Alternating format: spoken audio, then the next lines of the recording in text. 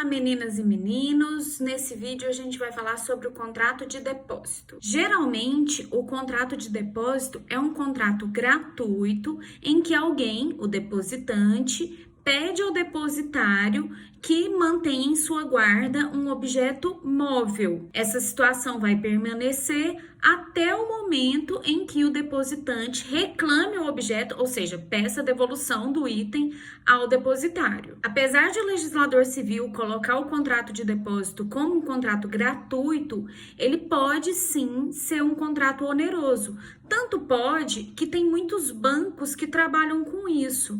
No nosso exemplo, você está vendo o moço que deseja guardar um objeto importante para ele no cofre do banco. Esse tipo de contratação para guarda de documentos, joias, itens de valor pessoal, enfim, é muito comum. Nesse caso, por se tratar de depósito voluntário, é necessário que se faça prova por meio de documento por escrito. No documento, provavelmente, vai estar lá o item que foi depositado, o item que foi guardado, né, descrevendo quantidade, se for uma joia, por exemplo. Os estudiosos alertam para a tentativa das instituições financeiras de descaracterizar o contrato de depósito, colocando esse contrato como um contrato de locação. Isso serviria para afastar a responsabilização por eventual perda do bem. E sendo um contrato de locação, a gente não poderia aplicar a legislação consumerista. Mas, como nós sabemos, mais vale a verdade real do que aquilo que está consignado no título. Então, se a realidade dos fatos disser para você que é um contrato de depósito, a gente aplica a legislação consumerista e aplica também as disposições concernentes ao contrato de depósito.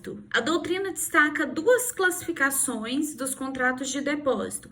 Uma delas considera a fungibilidade ou infungibilidade da coisa depositada, e aí se a coisa é infungível, trata-se de um contrato regular, porque o normal é isso, você depositar uma coisa que é insubstituível. Mas o depósito de coisa fungível também é admitido, é o chamado depósito irregular. Nesse caso de depósito irregular, o legislador manda a gente aplicar as disposições pertinentes aos contratos de mútuo. É como se você estivesse emprestando alguma coisa para alguém e depois ela te devolve o item do mesmo gênero, mesma quantidade, mesma natureza, tudo igual. Você vai encontrar isso lá no artigo 645 do Código Civil. E desde já eu te recomendo que faça a leitura das disposições do Código, porque é importante. A outra classificação mencionada pela doutrina é essa que separa os negócios em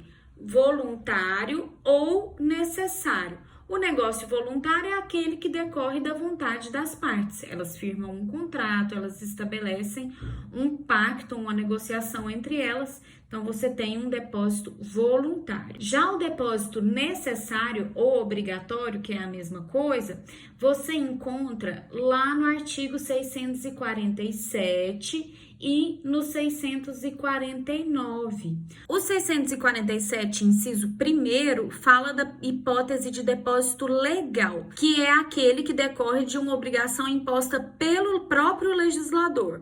Um exemplo para você é a hipótese de guarda de coisa litigiosa. Enquanto o litígio não é solucionado, é obrigação sua zelar pela coisa para que ela possa cumprir a sua função e resolver os problemas futuramente. Já o inciso 2º desse mesmo artigo trata da guarda de coisas em razão de calamidade, incêndio, inundação, naufrágio, saque, qualquer situação de calamidade, situação de perigo para o público, para a sociedade em geral. O último caso de depósito necessário é aquele referente aos viajantes, aos hospedeiros, e diz respeito simplesmente à guarda das bagagens daqueles que ficam hospedados nos lugares. Ao contrário do que diz o conceito geral aplicável aos contratos de depósito, os contratos de depósito necessário não são presumidos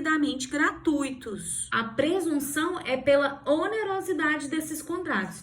Tanto é assim que o artigo 651 já te fala que dentro do preço da hospedagem está incluída a remuneração pelo depósito da bagagem. Não fosse assim, certeza que vinha um herói cobrar de você a sua hospedagem e a hospedagem da sua mala. Nesse tipo de contrato, o depositário é obrigado a manter a coisa como se fosse dele, com todos os cuidados possíveis, toda a diligência necessária para que a coisa não se perca e não se deteriore. Os casos de perda, deterioração são tratados de acordo com o direito das obrigações, considerando a posse justa, a posse de boa-fé, a culpa ou a ausência dela no evento que redundou na perda, na deterioração. O depositário só não vai responder conforme disposição do artigo 642 se tratar de caso de força maior que ele vai ter que provar. Nos contratos de depósito também é possível que a pessoa entregue o item selado, fechado.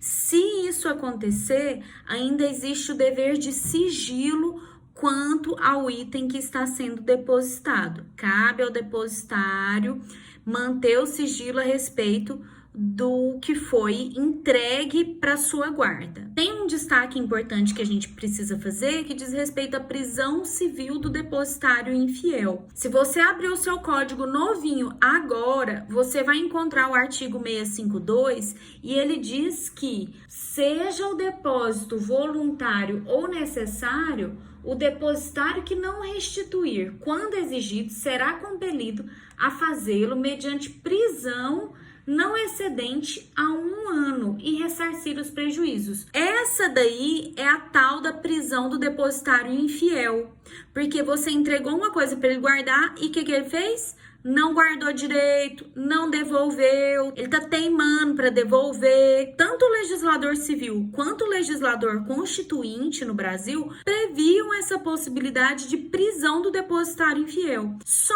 que a jurisprudência, considerando o rol de direitos humanos, o Pacto de San José da Costa Rica e todo o nosso arcabouço jurídico, estabeleceu que a prisão do depositário infiel é inconstitucional. Não pode prender o depositário infiel mais. Isso é tão sério, que chegou até no STF e hoje a gente tem uma súmula vinculante, que é a súmula número 25 do STF, que diz que é ilícita a prisão do depositário infiel. De qualquer modalidade, de qualquer jeito, seja o depósito voluntário, seja o depósito necessário, não pode carregar o depositário infiel para a cadeia mais. Tudo bem? Por enquanto é só. Se você gostou, deixa um beijo aí pra mim. Se você não gostou, deixa beijo também, porque lembra que eu sou carente, tá?